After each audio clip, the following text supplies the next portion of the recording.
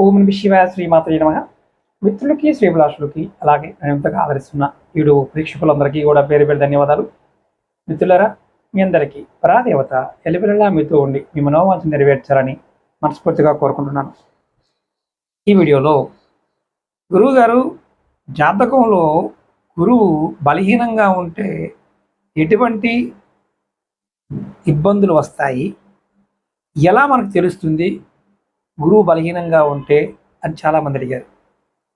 మీకు నేను ఈ షార్ట్ వీడియోలో కొంత తెలియచేయడానికి ప్రయత్నం చేస్తాను. జాతకంలో ఎవరికైనా సరే గురువు బలహీనంగా ఉంటే సంతాన సౌఖ్యత లేకపోవడం జరుగుతుంది. అలాగే కీర్తి గౌరవ ప్రతిష్టలకు తగ్గిపోతాయి. నిత్యం వాహన ప్రమాదాలు జరుగుతాయి.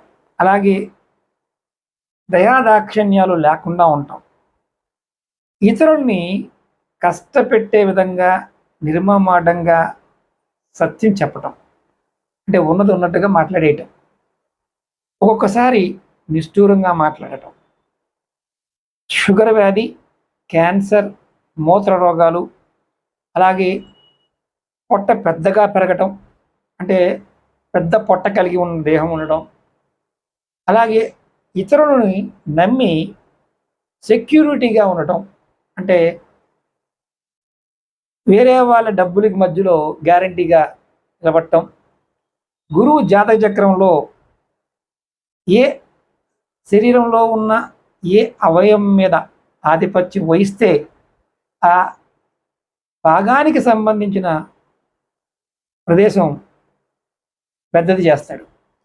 అంటే ఏ భాగంలో ఉన్నా సరే వ్యాధి వస్తే తొందరగా తగ్గదు, లైఫ్లో ఎంజాయ్మెంట్ ఉండదు, జీవితంలో సుఖం సంతోషం లేకుండా ఉంటుంది, దేవుడిపైన నమ్మకం తగ్గిపోతుంది, పెద్దవారి యందు అంటే మనకన్నా పెద్దవారి యందు గౌరవం ఉండదు, ఆచారాలు పాటించడం, అలాగే చదువుకునే పిల్లలకి ఉన్నత విద్యలో ఆటంకాలు వస్తాయి, నియంతగా ప్రవర్తిస్తారు, ధనానికి ఇబ్బందులు వస్తాయి, ఎన్ని పూజలు వ్రతాలు చేసినా ఫలితం రాదు, జీర్ణశక్తి లేకపోవడం, అలాగే లివర్కి సంబంధించిన వ్యాధులు కలగడం, ఇది గురుగ్రహ దోషంగా మనం గుర్తించాలి.